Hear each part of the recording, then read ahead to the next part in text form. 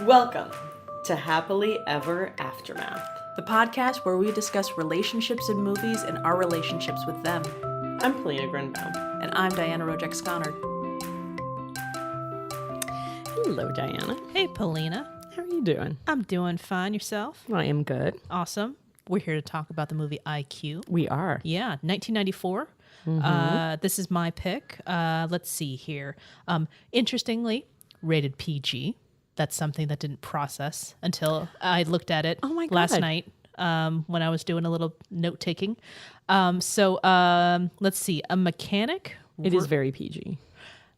A mechanic romances the mathematician niece of physicist Albert Einstein with help from Einstein and his friends. That's from IMDb, and it stars Tim Robbins as the mechanic, Ed Walters, and you have Meg Ryan, rom-com mainstay. Oh shoot, I can't say mainstay.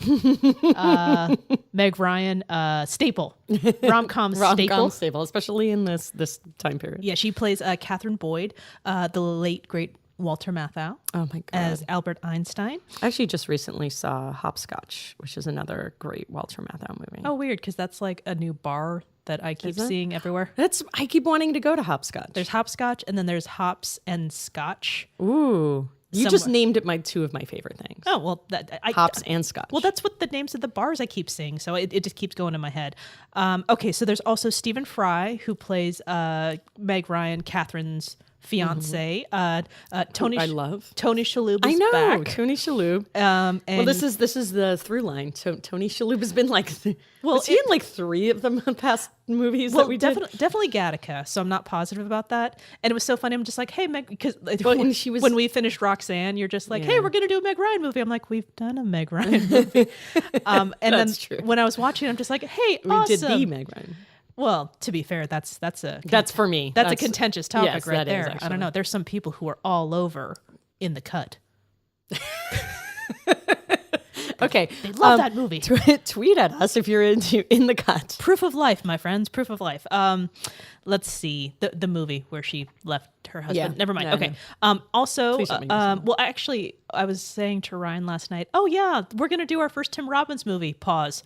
Oh, no, he got his ass kicked in High Fidelity. Yeah. It's not our first. No, well, it's not the first, but at the same time. And it won't be the last. I love Tim Robbins. He wasn't the romantic lead, though. Do you have one? Do you have another Tim Robbins movie? I totally do. Write that down. I will. Okay. So also playing real people, let's see here. So Lou Jacobi, Gene Sachs, and Joseph Maher, and they play Kurt Goodell, Boris Podolsky, and Nathan. Oh, I'm going to try to do it like Einstein did it. Nathan Nichlich. Did I do it right? That was actually pretty good. Oh, thank you. Not that I'm an expert in Austrian accents. But, well, if anything... Or Swiss, sorry. There are a couple of things when I was rewatching it. I found myself just getting like, this is so by the numbers. It's just like, here is the rom-com formula. Misunderstanding, love at first sight, person that the object of their affection is currently in another relationship, but the people who know better are out to help this one who knows that the current fiance is just not right for them. All right, now how can we do this? All right, let's make it Albert Einstein is Cupid. Yeah. Go. Yeah. Now, honestly, if it was anyone but Walter Matthau doing this, I mean, it's already pretty eye-rolling. Sean Connery. But I could actually, that would be awesome. Nicolas Cage. Oh, no, terrible. No, I know. It's just fun, though. I just love Walter Matthau as Einstein is so delightful. So this movie I have never seen. Okay. Oh, so if I may, the reason I love it, in my attempt to do the accent, I'm steering the boat. That brought back my 11-year-old self or whatever. I love the line, and I'm going to butcher it, but when he goes, they're driving down in convertible. Yes. For the first time, and he's like, it's like boating without all the water. I was about to say, oh no, Polina, I got you. The line is wahoo. Oh God.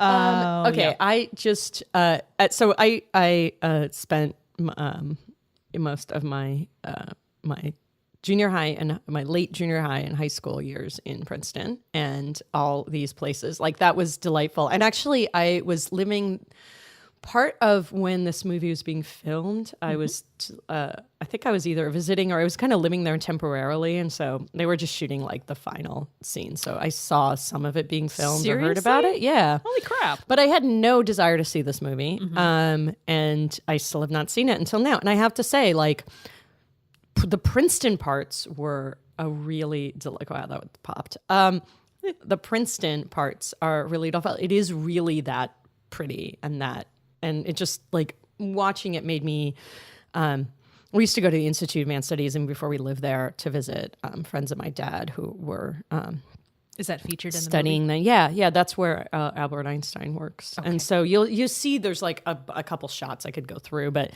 all of it is actually, even the I found out that the movie theater that they're in is like the movie theater I saw a bunch of the movies. Like, whenever I say, like, oh, I saw this movie, like, I saw Room with a View there. We're just, like, inceptioning this movie like crazy. Yeah, it's a very... So to me, like, it actually really does look like that. And it makes Princeton... we lived on the outskirts of it, but those lovely towns. And in Cranberry, which is where my good friend Girl Sean lived, that we're still, it's just like my sister. So even though it's supposed to take place in the 1950s, Princeton actually literally looks like that. Well, it just does. I mean, without the cars. The cars are modern. Good for Princeton then, if it's managing to maintain itself. Yeah. And I read an article, because of course I went down that rabbit hole. Oh, okay. An article. And I read an article about where it took place in Princeton. They were like, yeah, it's just all that stuff is preserved because a lot of it is historical. And they went in the battle, whenever they go out in the field, that's the battle. That's where the Battle of Princeton took place. Stargazer's Field in the movie? Stargazer's Field in the movie is the Princeton battleground. Okay. And that's where the Battle of Princeton, a seminal Revolutionary War battle, took place. Oh, okay. So of course, I know this because I grew up in Princeton. No, but it's... this isn't like the Cal-Stanford battles that happen every year on the gridiron, is it? No. No. This was a Revolutionary War battle, and Washington... Of intellect? No. Oh. No. I don't know. No, of actual fire. Well, yeah, actually, I guess it was. It was, but this movie is not about our approach to war. If we could keep about going. kicking British's ass. But it was just like nice because they, apologies to our British listeners. Yeah, but we did. You're from Russia. Okay, I can be American whenever I want to be. I have a passport, okay? Okay, fine. I get to be Russian whenever I want to be. God damn it. I'm not saying it's right. Actually, I am, I guess.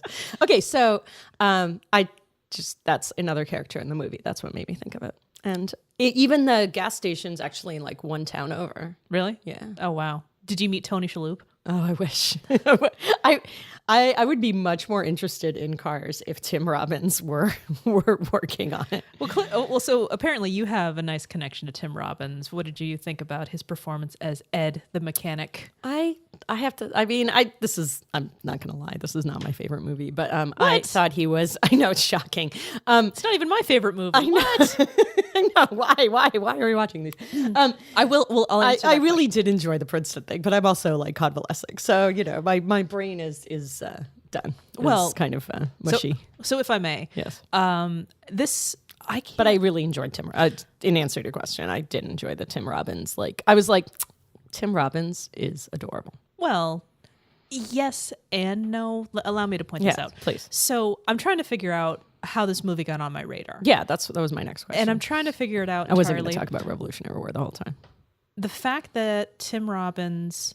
No, that's wrong. Okay. The fact that this movie's PG, I have a very strong feeling that this was one of those movies that I asked my dad to pick something up and it wasn't there, so he grabbed this. Yeah. I can feel it in my bones. It seems like that kind of movie. Because this isn't the kind of movie that I would seek out. It's not Ace Ventura: Pet Detective. That's very true. It's not Clue. No. It's not Weekend at Bernie's 2. So this is not the kind of movie that I would seek out. Especially at like 12. I was... when this movie came out, I was 11-ish. And then by the time it hit VHS, I would have... 12-ish. Yeah. So that seems about right. What's really interesting about rewatching it is the certain parts that did stick in my brain. Yeah. What were they? Stealing the boat. And I think it was just kind of weird. Walter Matthau is like sheer genius as Einstein, because I meant to go into this earlier, but like, I think the thing is, and this is especially true in Princeton, but I think everywhere, that at this time, Einstein was the idea of Einstein as this, as this sort of figure, and the sort of the idea of Einstein was much more kind of, it was sort of in the imagination a lot, and especially like when I was going, because he when knew where his house was, everybody did like a thing about it. That was actually actually in 112 Mercer. That was actually my question. So not that just because you lived there, that doesn't mean you lived there when Einstein was there. No. But he's kind of it's like Princeton's a pretty impressive place. Like Joyce Carol Oates also like was there, and there was a lot of people like that. I'm gonna pick up that name you just dropped and put it back on the table. Well, I did not like hang out with her. I don't know. You hang out with a lot of people. I didn't hang out with Joyce Carol Oates. I wished I hung out with Joyce Carol Oates. I love Joyce Carol Oates. Okay, fine. I called her office once and asked her a question about a book she wrote. She never got back to me. But I was, well, college. At one point, I will find somebody with 3 names that I've hung out with just to brag myself. But I don't know if I have any friends with 3 names. That aren't like hyphenated. Okay, doesn't count. All right. No, but like. I realized that nobody was there, but I think in general, like the kind of consciousness and the idea of Einstein is sort of goes beyond him. Like everyone had the poster that was like, imagination is more important than knowledge. And like, there's this idea like, oh, he was just like a D student. He was terrible. And now, he was that poster next to the one with the cat that said, hang in there, baby? No, you were either a cat poster or an Einstein poster. Oh, you don't have both. Are we going to have the Beatles, Stones? Yes, is that? Yeah, this again? Is much easier. No problem. Okay. Never the cat with the hang in there. So I do remember watching various parts of this over and over again. And so since this is such a formula that I think is interesting, it's like your standard formula. Meg Ryan is fascinating as the character Catherine Boyd because she's a mathematician and she's trying really hard to prove herself, but she's also, I want to use the right word for it. She's very scatterbrained, and she's brilliant but scatterbrained, and I kind of hate that characterization of the genius that like can't tie their pants. It's like Einstein, that's also the kind of characterization that's sort of started with like Einstein. Yeah, and that seems like that is such a classic movie trope because you've got. However, usually that's the person who is the guy. The guy that they want to get rid of, the guy they want to not marry. Well, okay, so Ed works at a car repair shop.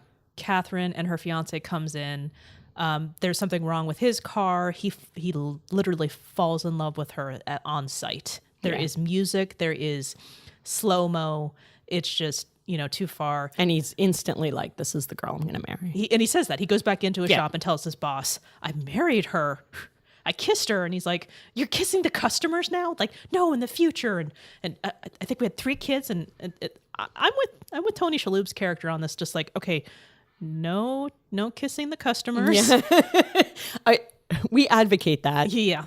You may have met just don't kiss them, please. And on that's not why I go to the gas station. And on rewatch, it made me kind of nervous for the rest of the movie because I'm like, oh, geez, where is this going to go? Because clearly this guy is running too hard, too fast.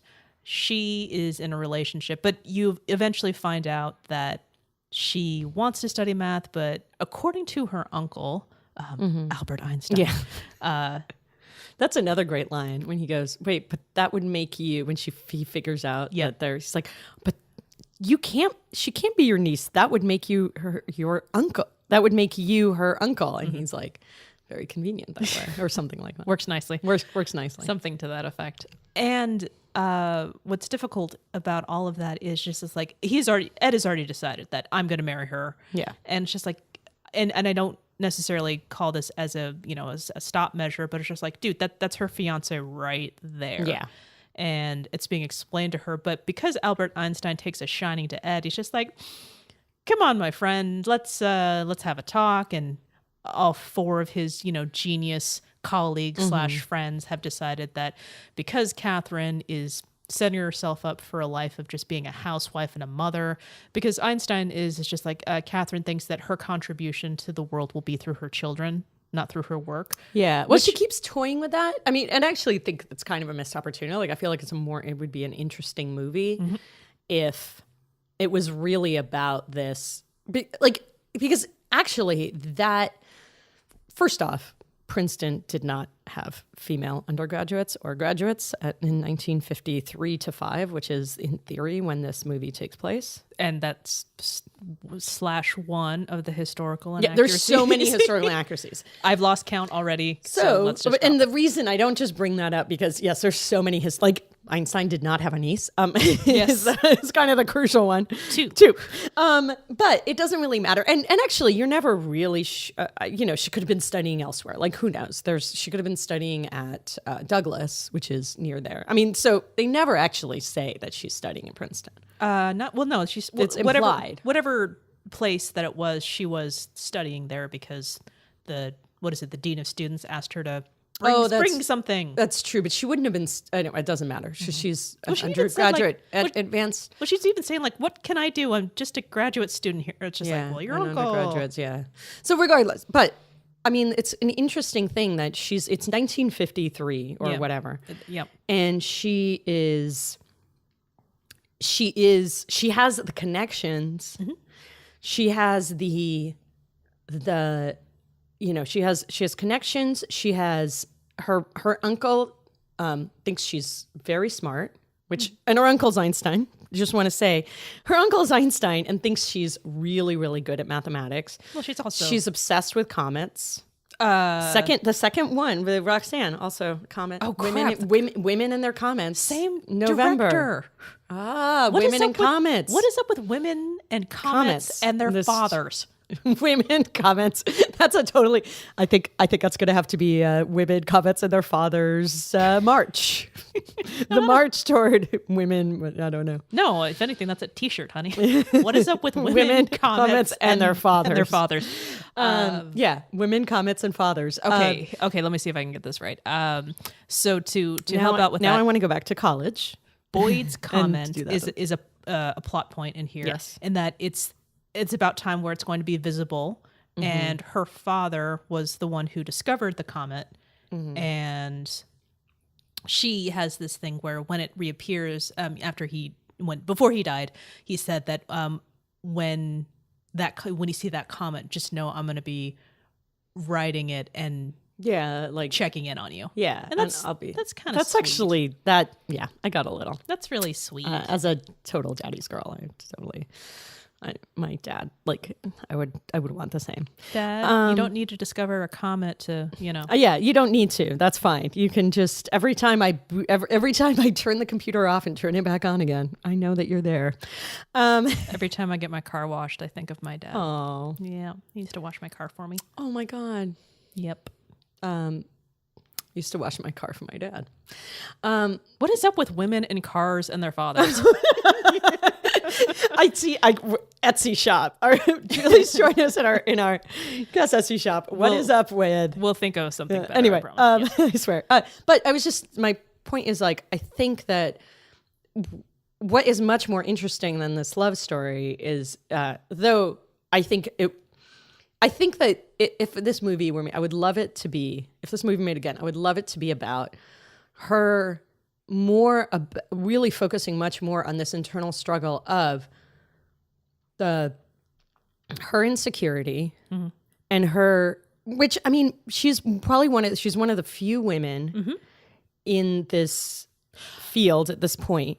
It's probably, it doesn't help that you have three of the greatest minds undermining her work in order to advance the love story. Exactly. That was gross. And they even point out that it was gross. Yes, they did. They're like, I feel weird about this, but I think so let me back up a step. But I guess I think that this whole thing where she basically realized she has the quote unquote perfect relationship. Well, and she's trying to decide, do I want my research or do I want to be known through my children? Right. One is safer. Yeah. Okay. Well, quote unquote. In a manner of speaking, sure. Yeah. Well, allow me to back up a step here. So the whole idea behind it is because Einstein knows that Catherine will not be interested in any people who are not kind of an intellectual equal. Yeah. She will not have any interest in them. So she is currently engaged to a man who's PhD in behavioral. He's a researcher in behavioral psychology, experimental behavioral psychology, right? And which is like so disturbing. You go to his lab and there's this guy screaming in like a cage in the corner. Time deprivation, thing. Yeah, it's called hanging out in a casino. Yeah. Oh yeah. I started screaming too. No, I'm fine. I'm just wondering why my body is so weak. Oh, right, I haven't eaten in 8 hours. Waitress. Anyways, no, so what's happening is she has very little confidence in her work, and I think it's fascinating that I didn't put it together. Of course, it's the 1950s. Yeah. She probably has have people blatantly and not blatantly undermining her work. What doesn't help is that because Einstein thinks that Ed doesn't have a chance, we need to make you a genius.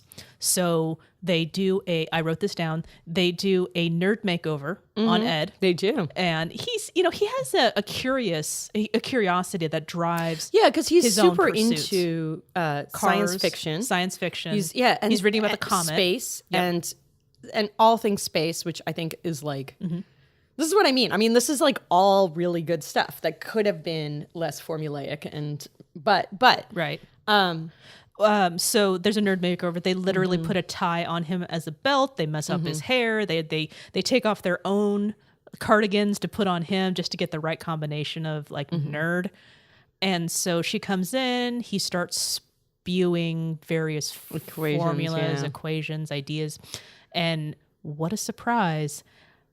She gets their attention, but it goes awry. Yeah. Insert formula here. So because the then the beginning of their relationship is based on a lie. Yep. Let's write down that cliche as well. Yeah. Interestingly enough, when is it about men and their lies and their women who forgive their lies? There's no TV tropes page on this movie, which I thought was shocking, but there's references to it on the Meg Ryan page, which I think is interesting.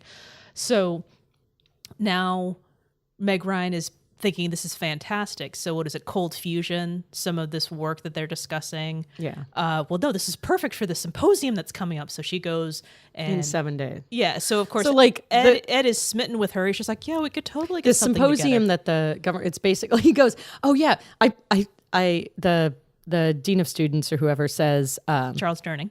Yes, Charles Durning says, oh yeah, we have the symposium in a few days. I realize that this is an institution of pure learning, but we need to find some way to apply this in 7 days. I'm like, you didn't know about the symposium earlier. 1, 2, like, well, it is actually literally a place where I also don't care. Oh, go ahead. It is genuinely a place. Like, you can't have both. Like, you can't say this was founded and endowed, by the way, to be a place of pure learning. I think I'm too much of a stickler for facts here. But just remember this. I don't care for this characterization of deans or principals like this. But this is a guy who was very amused at the fact that this pen is 3 colors in one. Click. Now it's blue. Click. Now it's red. Click. It's like now 3 pens in one. What a time to be alive. Yeah. So I did read a fun fact that that actually was manufactured much later. Well, those 3 thing pens. But this movie should not be torn apart this way. Yeah. So what was it when you saw it? What was the part about that love story that you loved, or how did you see it? I think at that age, because I was so cynical about, finding my future spouse. I didn't think I was going to get married. I'm like riding into angry, cynical teenager self. So I didn't think that, no, boy. You were just about to crest that wave. You were paddling out to the angry, cynical teenager wave. Well, no, because I think I was at the end of the whole, like, boyfriendy thingies. Like, so at such a young age, it doesn't matter. It's just like playing on the field and dodgeball and whatever. And it's just like, who gives a crap? I was the tomboy, so I was the girl that, was always picked first on the team. And I'm like, yeah, suck it. I'm awesome. Except I didn't say that because I was too busy, being awesome. Yeah, thank you. See, when I say it, it sounds horrible. When you say it, it's true. Yeah, you can't say that about yourself. No, I can't really. And then it kind of slides into the whole oh, well, hormones are kicking in and my hips are making it so I can't run like I used to. Well, there goes all my awesomeness. So now awkwardness because, because oh, wow, boys. And now why would they be interested in me? I'm like the weird sweaty girl. Also, you suddenly have very different feelings and they're very out of control feelings. Like when you have a crush on someone at that age, you just feel it's a kind of a burden. Oh, yeah. Because it's just it's like a sickness that has taken over your life. And now you literally cannot think about anything else. And it's exhausting. And the things that, you used to enjoy are just kind of gone. Exactly. And then the fact that you can't move the same way that you used to. Miss that. You have to, just adjust for it. It's horrible. I mean, everyone's adjusting to their bodies, but yeah, exactly. Like you're adjusting to this totally new body in all these different ways and people reacting to it. And so I would take to just watching other people's love stories unfolding. Yeah. And it's just really sweet. And it's just and horseback riding. That was my other one. I was about to say there was no horseback riding in this movie, Polina. What do you say? There was no horseback riding, but at this age, that was my sort of my other escape is like many, many girls of my age and especially in the tri-state area that I lived in. Horseback riding was like a big horse love in general was like a big way to kind of get through that phase and work things out. And actually I had to stop horseback riding because I became too kind of classically feminine. Oh. So that really sucked. I'm sorry. Yeah, no, it's really, really sucked. And I wish I hadn't listened in retrospect, but. Oh, if we could play the If I Had Only Known game. Yeah. That's a completely different. Yeah, sometimes I will watch Olympic steeplechase or whatever. Steeplechase is fun to watch. And I'll be like, hey, she's not so boxy. She's got tits and hips. But yeah, no, whatever. I think I was maybe ready to move on, but yeah, that's how I dealt with it. I fell in love with horses. I read all the Misty on Shakatik or whatever. Those books. I understood none of that. Books. Okay, yes, you said books. Got it. There's this horse books. Series of horse books. They're really amazing. I also read Sweet Valley High back in that day. I did a lot of that. But I adopted that from my sister who read it. Yep. So, yeah. For the most part, at the time, again, it was just watching a love story play out. It was really sweet. But surprise, surprise, in the whole misunderstandings and the fact that they're being dug in deeper and deeper, you have Einstein and his colleagues trying to make Ed sound intelligent at the symposium. And then, of course, the angry fiance is trying to prove him as a fraud. And he does this test in front of everybody, which would obviously never happen and would be ridiculous. Are you sure? It's we're going to study you. Is that how it's done in Princeton? I just don't think that they're we're going to study you and you would study them performing a test in front of a bunch of people. That's just not a good experiment. Oh, of course, because he was very easily able to cheat. Yeah, that was the other thing. Which I wrote down.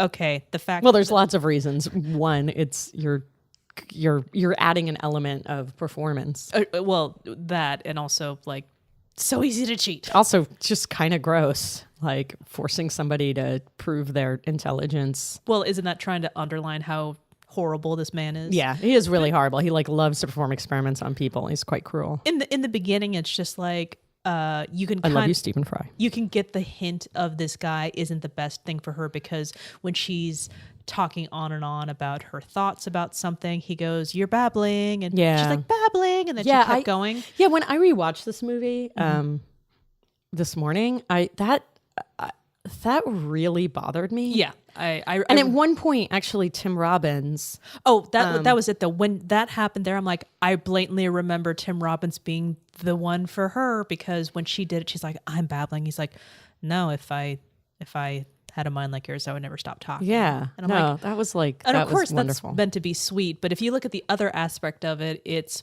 when he first met the two of them and he was talking about what was wrong with the car. And he was doing all of these gross innuendos to her. Oh, that was so and I wrote weird. this down. Stop being gross to her. What I like is like, I mean, that was clearly a way of basically shutting down the guy, because they were all about basically his premature ejaculation. Okay, that was not said, Polina. It's a PG movie. No, it was not said. It was but premature ignition. Oh, yeah. His car has no spark. He means penis. I mean, but imagine, you're right. Like, but you're in that situation and you're not in love. Like, yeah, this is why romantic movies cannot be. I think this was discussed in previous podcasts that basically romantic movies are terrible. Like, let's say formulaic romantic comedies. Yes, are terrible. Or should not be used as guides for living. Tell that to 8-year-old me. Oh, I was in the same boat. This is what I wanted. Were you steering the boat? I was steering the boat. Dang it. The boat. I can't do it. I cannot do accents. So another piece that I was having a problem with is how snobby the physicists were to the experimental psychologist, Yes. who in turn was snobby to the mechanic. Yes. And it's like its own. It's not class. Is it intellectualism? No. No, I mean, it Intellectualist? is actually. Is that it is class. I mean, I think it is classist. Actually, it's that you're right. It does because education. It's about typically is tied education, to right? Because money. their thing was, it wasn't that he was. It was that he could come up with this theory without any education, which is, I mean, probably true, but like it, and they basically had to prove, like they just kept saying, oh, he's a wunderkind, and he's, it's like that his intelligence could not be, it's like you couldn't just, it's not like, oh, well, these people are intelligent people who are interested in this, and then they get an education and they get time to do their equating or research, and that is how you become this person. Like, it's clearly they have never met Will Hunting. Yeah, I mean, come on. I mean, yeah, that's. But I mean, this is the thing. He is somebody who's really, really super smart, and this whole idea with her too, that she's like, oh, I need to marry somebody who's intellectual, and the fact is, everyone who meets him, include like Einstein and his friends, are really into this. Are really into him. Like, they enjoy talking to him, not just as they kind of enjoy his ideas. He's kind of accepted as part of it. Like, they just love hanging out with him. He's obviously really interested in space. The Stephen Fry character is not at all interested. He's only interested in his field of study. Right. He doesn't have which is, I mean, that's the other thing, right? And Good Will Hunting sort of talks about this. What's I that? think better about this idea of kind of that class distinction between somebody who's like, because he's of a certain class, he couldn't possibly be, good at math. Which I think is, of course, crap. Yeah. But at the same time, though, I had a version of that. Well, Yeah. At that age, my version of that was just like, well, he has to be Catholic. A version of it, just like what you're surrounded by. No, but I had that with, I felt that way from my parents. I mean, I felt like, I'm just never going to catch up and read all the things they read. And How much do you love my Catholic husband, by the way?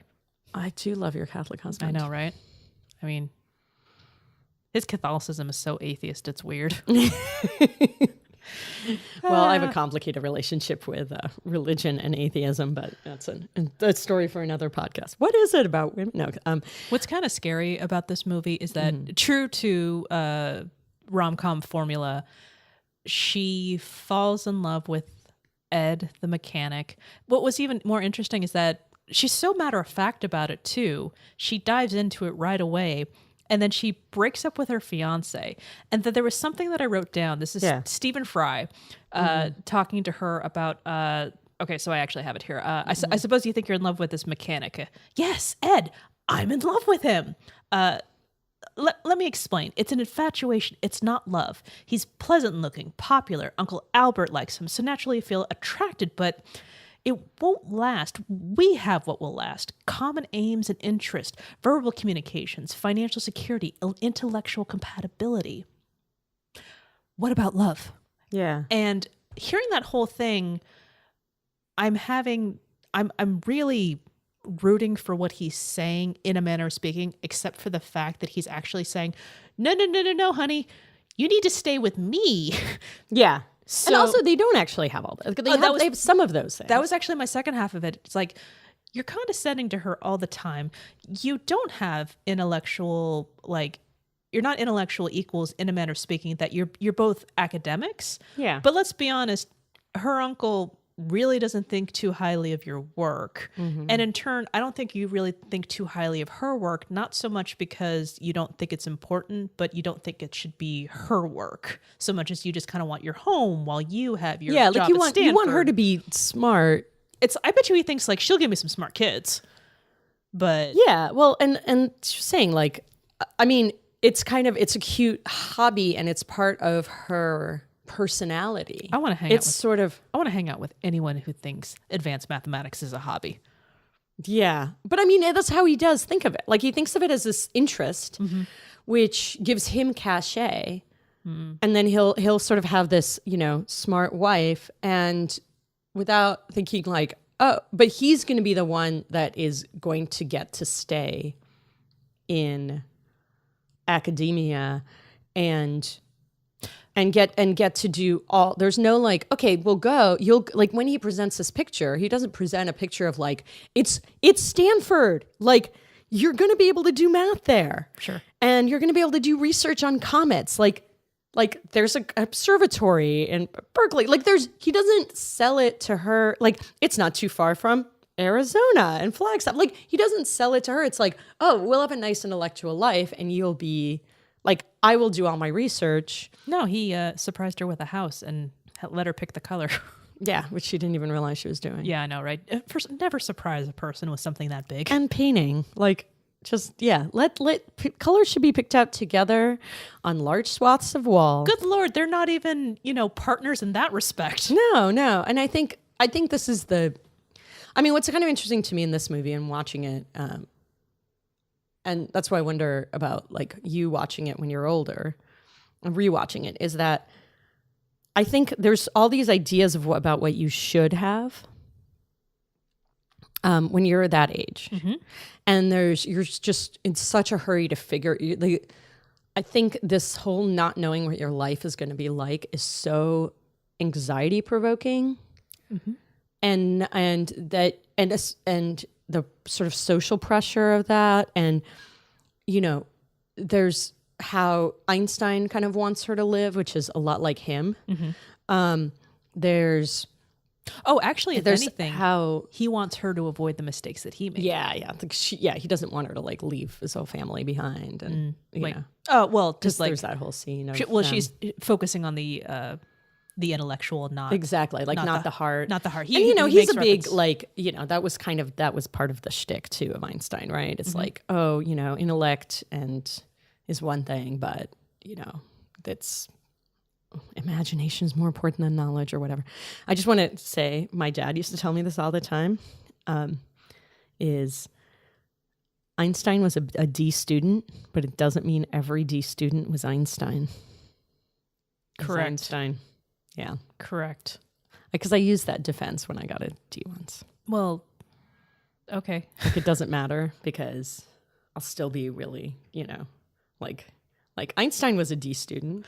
Well, I remember hearing all versions of that. It's just, I always do the whole like, well, I'm a bad tester, so I'll have excuses like crazy. But, I think that's like a big part of the mythos. But I guess my point, like, I think in 20s, you just have all these completely wrong-headed ideas about who you're going to be. You mean my teens?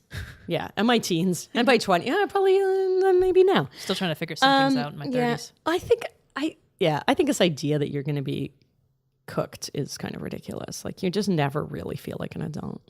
I have grown into my hips, though. Yeah, I have too. I just accept it. I mean, there's certain things you accept, but I just feel like that's, I don't know. Anyway. But I just feel like that's what this movie is really about. Like she's kind of making a false choice. Mm-hmm. So Anyway, so rewatching it, what was that? What was what? Like, what kind of what did you think about? Well, I did feel that Tim Robbins was very stiff in this movie. And I later come to find out that Tim Robbins was reading, through it, and he's just like, he's lying to her. So he was having a problem with the character. So the director and Tim Robbins were kind of having like a weird push-pull type of thing. At least that's what I read in the, this wonderful thing called the internet. Mm-hmm. So I could feel it, actually. I could see it, that he had his own version of conflict. But I actually don't consider Tim Robbins to be like a romantic lead. That's why I thought it was kind of interesting. Overall, though, it's, again, the rewatch, I will say that I was very happy. Thank goodness that this was only an hour and a half movie. Yeah. So that was something. And the whole time I'm just like, wow, this is just like saccharine sweetness of that. It's not terrible, but it's also not all that interesting as a whole. So as I was watching, I was thinking, wow, I hope Polina isn't like going to be incredibly irritable about this. No. I enjoyed Princeton. Well, it made me want Thomas Sweet ice cream. Well, that's helpful.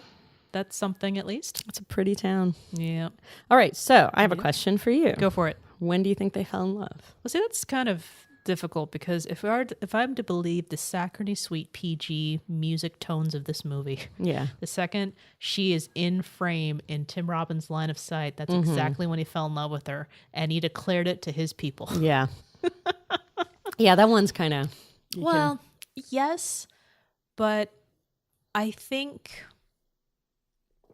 it's what's weird is that he falls in love with her, but he grows it with every step he takes to try to be around her. Yeah.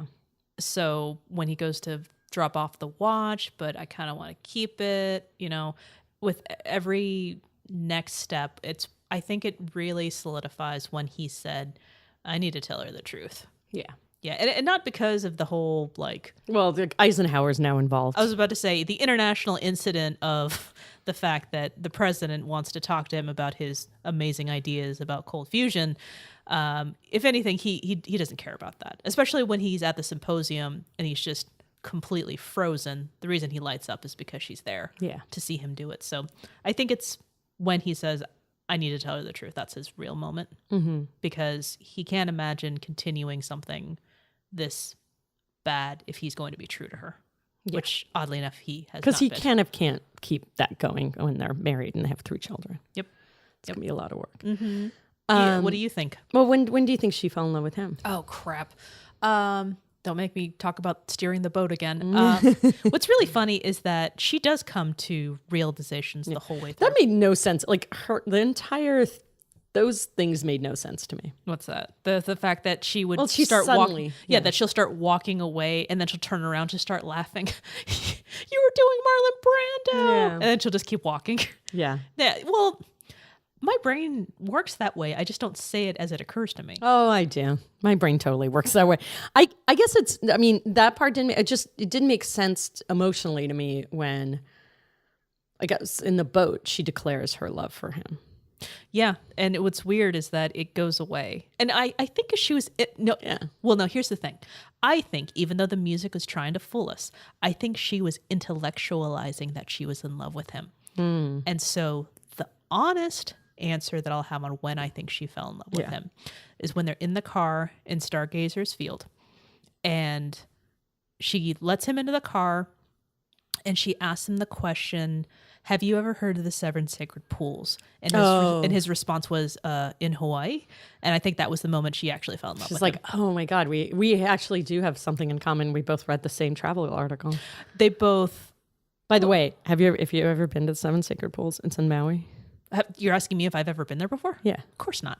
Okay. It's volcanic, naturally occurring slides. You know how I feel about motion in general. That's true. You don't have to slide. You can just kind of be in them. Anyway, they are amazing. It really does feel that way. I know how you feel about travel. No, about humidity. It's true. I love it because my hair is really flat. And whenever I go to Hawaii, my hair is amazing. Okay, frizz ball over here. Yeah, well, So I'm so sorry. I have beautiful hair that could not be. So just to back up a step, when... there is a stuffy conversation with college people, we'll say, I guess her fiance's colleagues, they were talking about the honeymoon, and she describes he wants to go to some like he wants to live in a pygmy tribe. Yeah, but it's like ecotourism basically. Well, and sort of the then. whatever then. Yeah, the whatever. Well, no, now that's what it's called. Yeah, we have a name for it now. Yeah, back then it was just like, oh, but it just sounded kind of unpleasant. Also, like not much fun. I know. Well, also, I mean, it would be interesting, but it sort of also doesn't sound like he'd basically be working the whole time. But that sounds like the kind of thing that you would be selfieing yourself into. Hey, hanging out in the Burmese mountains. And also, like, he's just not asking her. No, he's just saying it. This is what we're doing. And he gets mad at her when she describes the fact that, well, it's called A Million Kisses on Your Skin. Yeah, because the water's really aerated because it has to go through all these pools. Yeah, so it's the seventh. It does kind of feel like that, I have to admit. I would probably not stop freaking out. It's awesome. Okay. Anyway, so that was her moment, like her real one, not her intellectualized love for him. Mm-hmm. I think it was. So I think I'm gonna go with Tim Robbins. Obviously, Tim Robbins' character, Ed falls in love with her at first sight. I think it. Again, I think it was listening to her talk about. The stuff that she's passionate about that like really conceal that. I think that she really falls in love with him when I think it's actually watching him do the puzzles. Oh, okay. In public. Yeah, because it's really fun to watch people. I mean, that's like super sexy, right? It's watching people like. It's like things that are. It's an addendum to the really competence. Is sexy. It's like competence is sexy. Yeah, it's an addendum. I mean, it's in the like people being smart is incredibly sexy. I do love problem solvers. I know. I also hate them. But you're like married to a total like puzzle, like a person who like. No. You stop the sentence there. I'm married to a puzzle. You are married to, aren't we all? Aren't we all married to puzzles? That's also in our Etsy store. No, I would like love solving puzzles. I enjoy problem solving. Yeah. Unfortunately, that's an engineer. I create problems so I can solve them. It's difficult to put that on my resume because you say I'm a problem solver. I can also say I'm detail oriented, and it's just like, yeah. I mean, you're good at creating systems. I do like a good. You like a good system. Who doesn't love a good system? Okay, stop trying to get me a job, Polina. I should get myself a job. Anyway, sorry. All right. So Tim Robbins. So Meg Ryan, when he's solving the puzzles, that's sadly artificial in its own way because he was trained like the rats. I don't know if he was trained with the puzzles. You think that he was able to solve all those puzzles by himself? Why not? He's like he's a mechanic. I thought the whole those are like the I mean, okay. I thought the whole idea was he was prepped. No, I thought the whole idea. So the way I saw that. Oh, okay. And I watched it twice, and I was thinking about this. So that basically. He is incredibly smart. He's obviously much smarter than the guys at the shop, right? He's really interested in. He loves to read. Mm. He's really interested in ideas. Sure. He loves the ideas of. And he like the ideas behind the science fiction that he reads. Mm-hmm. He is.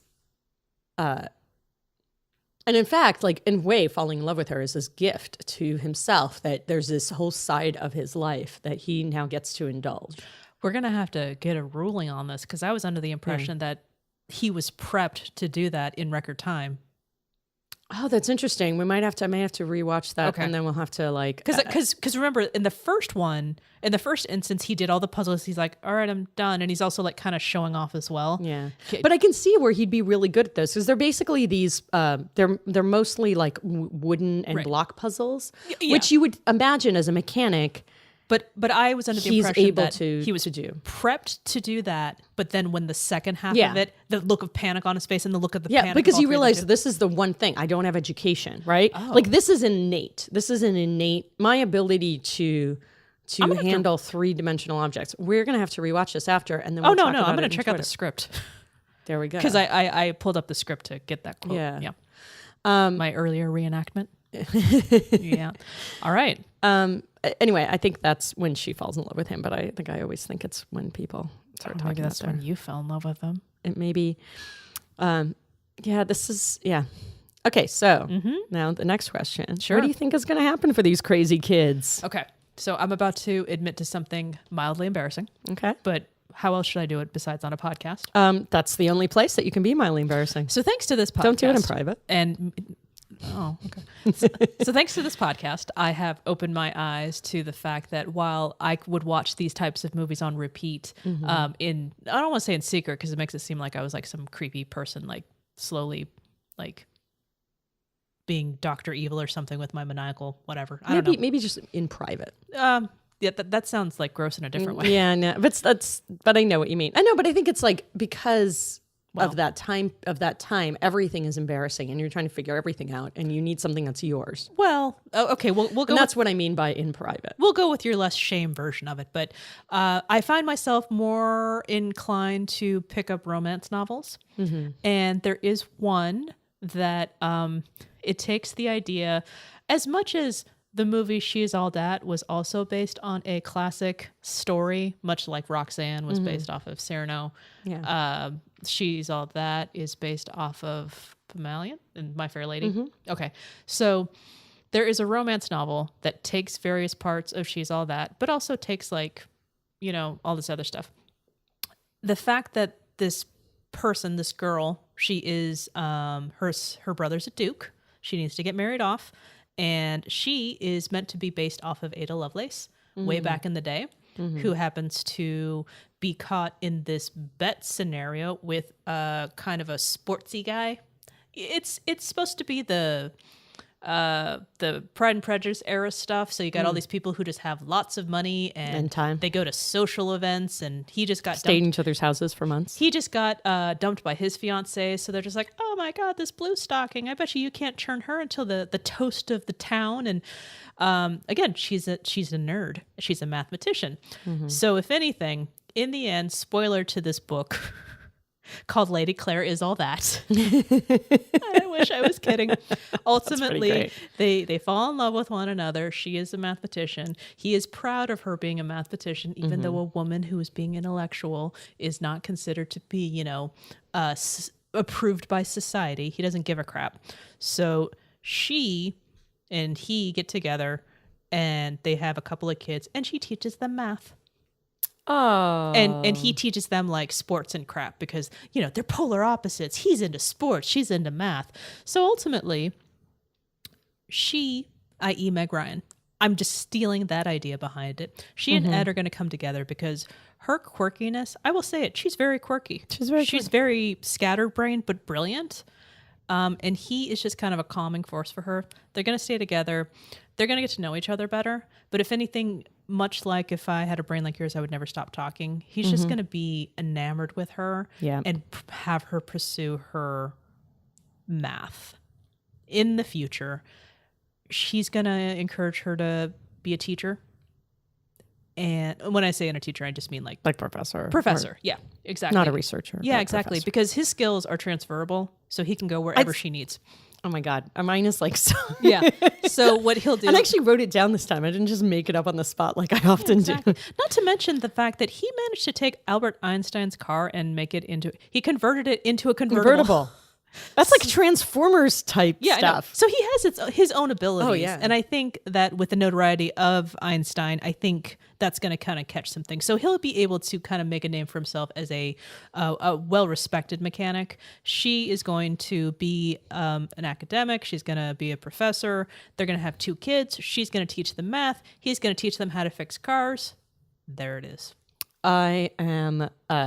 It's PG, so I want them to stay together. After you mentioned that book, I have to mention, this made me think of it, is Elizabeth Gilbert book, who a lot of people know from Eat, Pray, Love, but this is very different. It's called The Signature of All Things. Okay. And it's about a woman. Actually, it starts in the age of explorers, but it's basically she's a nerd. Don't look at me like that nerd. When you say that. You're the only other person in the room, 1, and 2, I think we've already established that we are nerds. But she's like a really intense. She's obsessed with botany, and she comes from a family where she's quite wealthy, and she has a sister who's like the beautiful one. And it's not a romance. Well, has some aspects of romance. I think it is. It's actually quite romantic, but it's I love this book, and I don't really know why people don't read it and talk about it more. I just think it's like such a pure pleasure to read, and it's kind of about,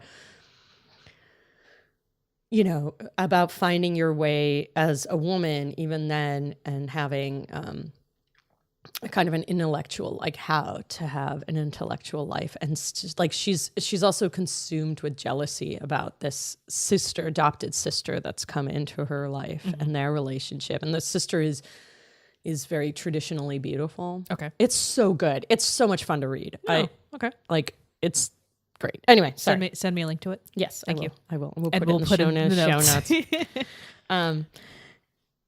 And okay, so I am like just with you. Like, I think that it is a marriage made in heaven because basically, I mean, as a woman, she's going to.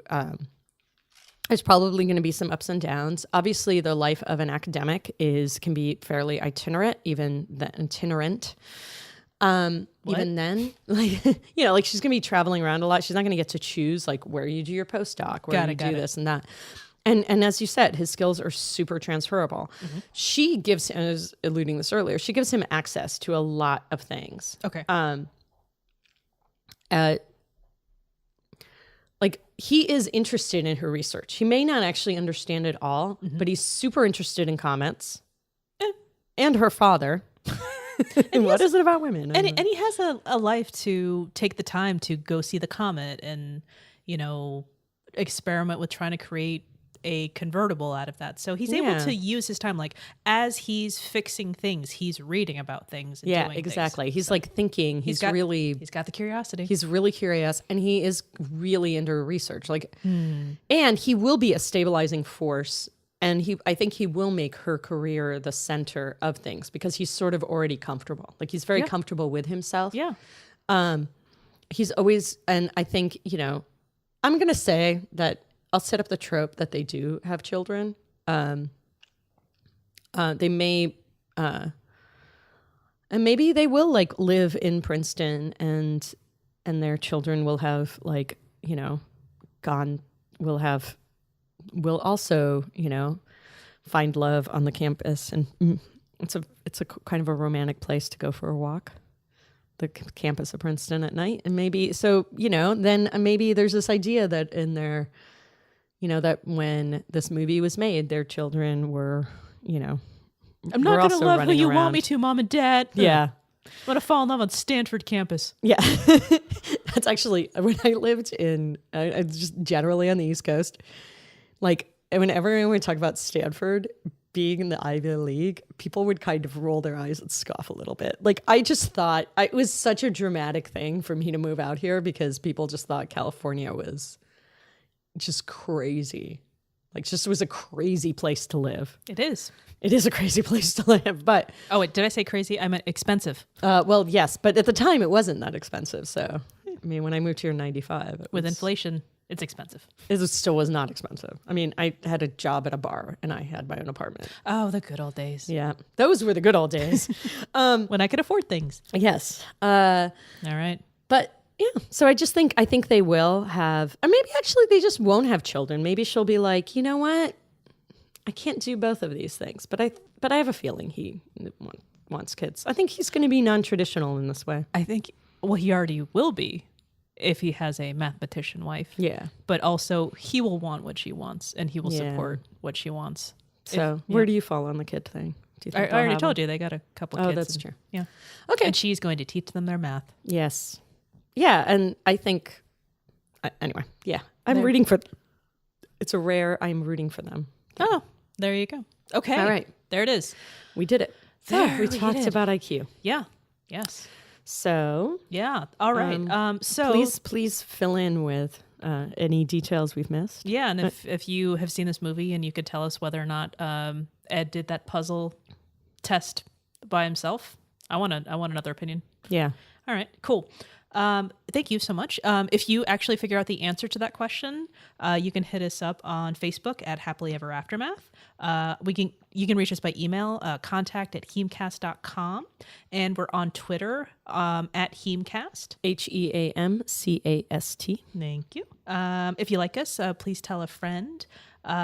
We can also go ahead and check out other podcasts by lady creators by searching the hashtag LadyPodSquad on Twitter, Facebook, all the social media things.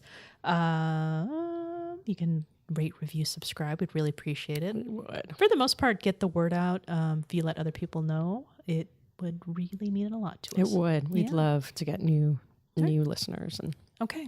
So there it is. But we want to keep the old. Yeah. Oh, okay. One is silver and the other is gold. I don't know really how that works. Well, it's all about platinum and diamond and Oh, is that where we are? tungsten. I'm still at the gold and silver stage. Oh, okay. All right. Well, I'm old fashioned that way. there it is. Well, just like the movie. Just like the movie. All right. All right. Thanks, everyone, Make just as much sense. for joining us. Yes. All right. Thank you so much. I'll see you next time. Okay. Bye. Bye. Next time, we'll be discussing Fifth Element with our very special guest, Jen, who you may remember from our infamous Newsies episode. See you then.